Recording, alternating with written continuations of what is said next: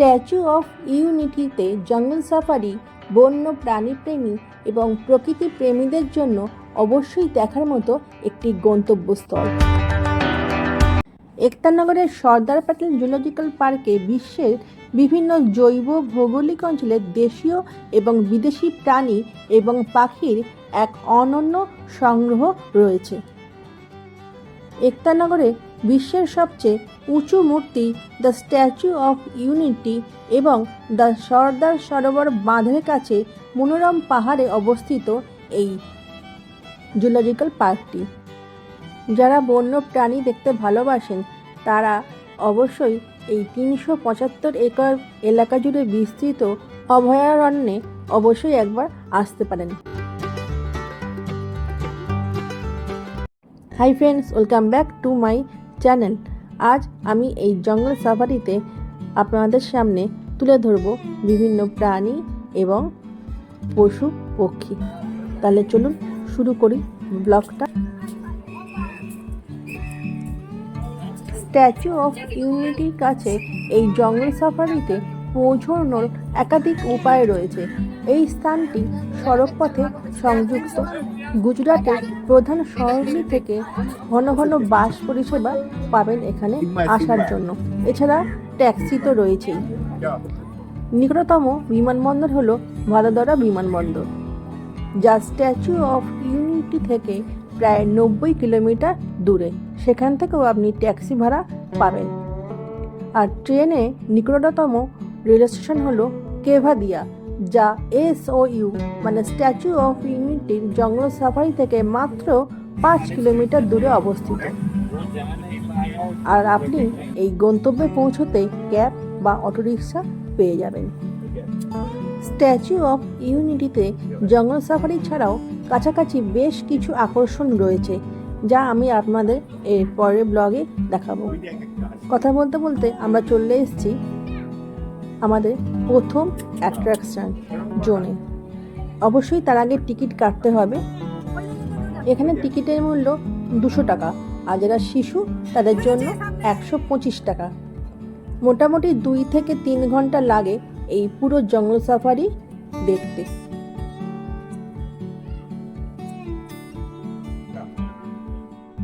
এই জুলজিক্যাল পার্কে সকাল ৮টা থেকে সন্ধ্যে ৬টা অবধি আপনি আসতে পারবেন, আর শেষ যে এন্ট্রি সেটা বিকেল ৫টা অবধি।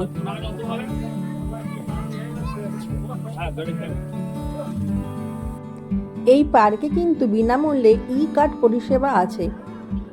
প্রকৃত উৎসাহীরা যারা পায়ে হেঁটে চিড়িয়াখানা ঘুরে দেখাতে যাদের খুব অসুবিধে হবে, তারা কিন্তু অনায়াসেই এই ই-কার্ট পরিষেবা নিতে পারবেন।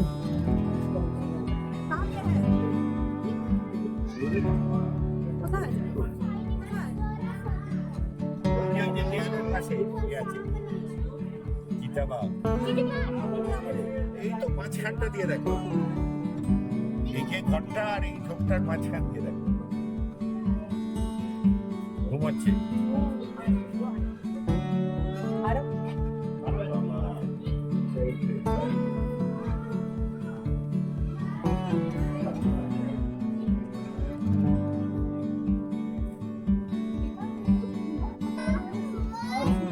এই জঙ্গল সাফারিতে রাজকীয় এশিয়াটিক সিংহ থেকে শুরু করে অসাধারণ royal Bengal tiger, black panther, চিতাবাঘ ইত্যাদি রয়েছে।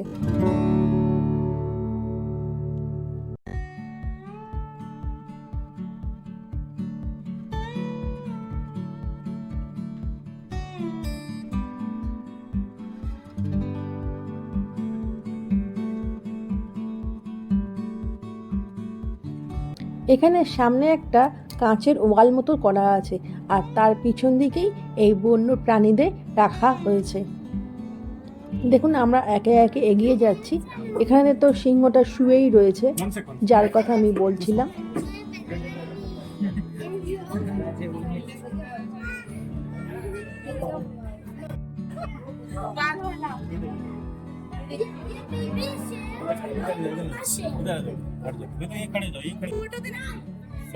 फोटो लेना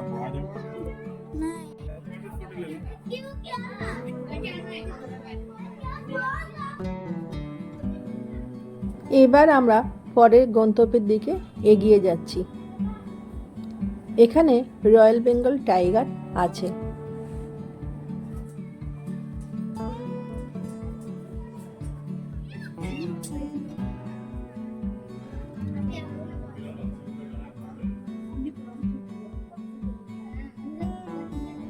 তবে সব বন্য প্রাণীরা সবসময় সামনে থাকছে না, তারা এইখানে যে ঘর মতো করা আছে তার মধ্যেও ঢুকে থাকছে। তার ফলে যেসব বন্য প্রাণীরা সামনে আসছে তাদেরই আমরা শুধুমাত্র ছবি তুলতে পারছি।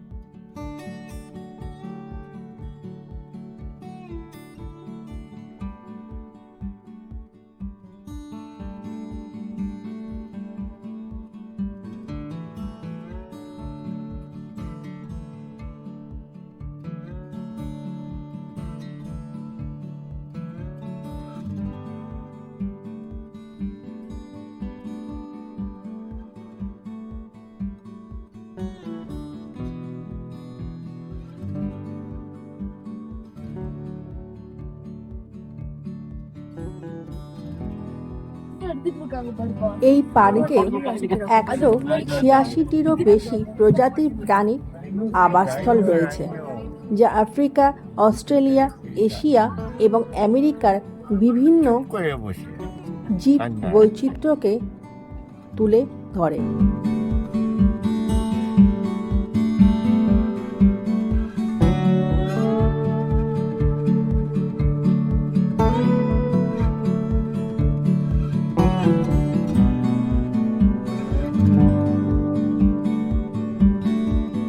আমার হাজব্যান্ড ছেলেকে দেখাচ্ছে যে এখানে এটা, ওখানে এইটা। এবার আমরা চলে এসেছি ইন্ডিয়ান এভিয়ারিতে। তো চলুন ভিতরে ঢুকে দেখাই আপনাদের কি কি টাইপের পাখি আছে। मधुमक्खी का शब्द बोला था ওই যে পিককটা, ওই যে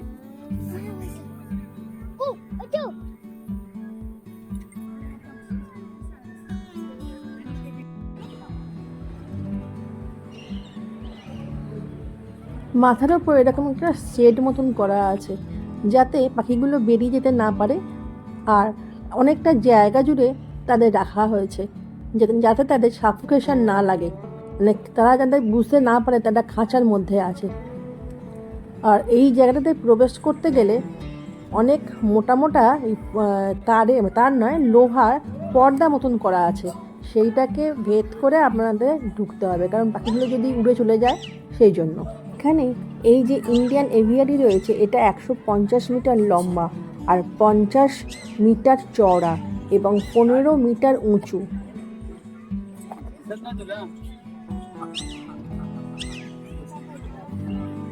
এখানে একটি টিয়া পাখি আছে যে সবার কাছে চলে আসে এবং আপনাদের পাশেই ও বসে পোজ দেবে ছবি তোলার জন্য। এই দেখুন, এর কথাই বলছিলাম।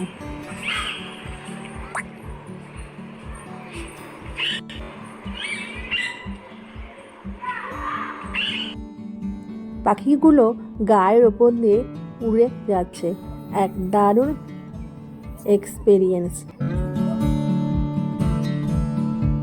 এই দেখুন, এই কার্টেনগুলোর কথা বলছিলাম যে মোটা মোটা লোহার তার দিয়ে এগুলো বানানো।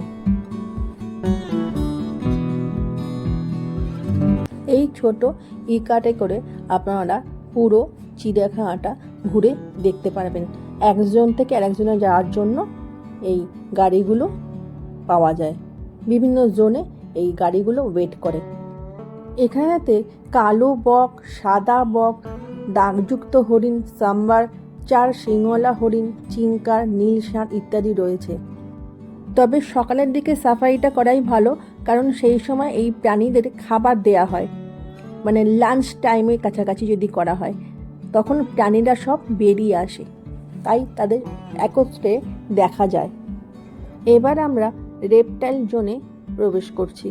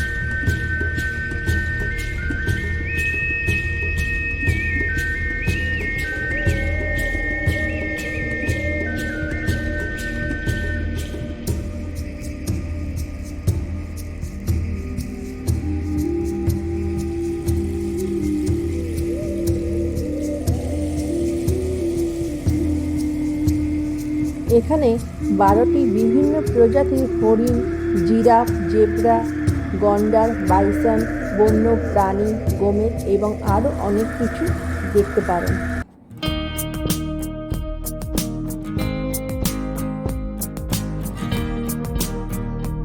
এখানে রুটটি এমনভাবে ডিজাইন করা হয়েছে যাতে পর্যটকরা প্রাকৃতিক পরিবেশে প্রাণী, সরীসৃপ এবং পাখি পর্যবেক্ষণ করতে পারেন।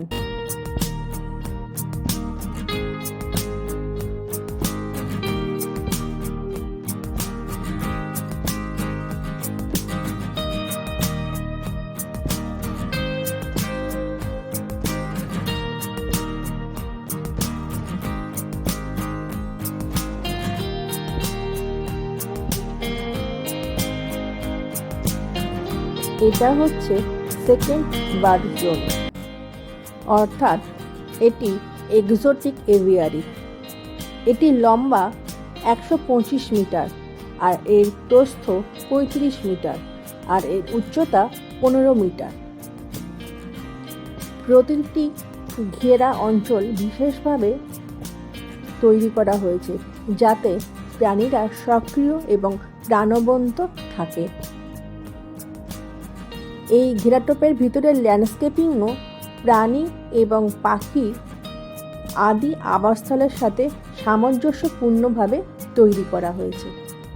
নদীর ধারে পাখি দেখার পথ এবং জলপ্রপাতের পথ ধরে হেঁটে বনের এক অদ্ভুত সুন্দর অনুভূতি উপভোগ করা যায় এখানে এলে। দক্ষিণ আমেরিকা, অস্ট্রেলিয়া, দক্ষিণ পূর্ব এশিয়া, আফ্রিকা এবং বিশ্বের অন্যান্য অংশ থেকে আসা macaw, cockatoo, black swan, grey parrot ইত্যাদি নানান রঙের বিদেশি পাখি এই অ্যাভিয়ারিতে রয়েছে। পরিশেষে বলা যেতেই পারে এই জঙ্গল সাফারি বন্য প্রাণী দেখার এবং পাহাড়ের প্রাকৃতিক সৌন্দর্য উপভোগ করার এক সুন্দর অভিজ্ঞতা অর্জন করার সুযোগ দেয়। আমাদের এর পরের গন্তব্য হচ্ছে পেট জোন, যেটি আমি পরের ব্লগে নিয়ে আসছি।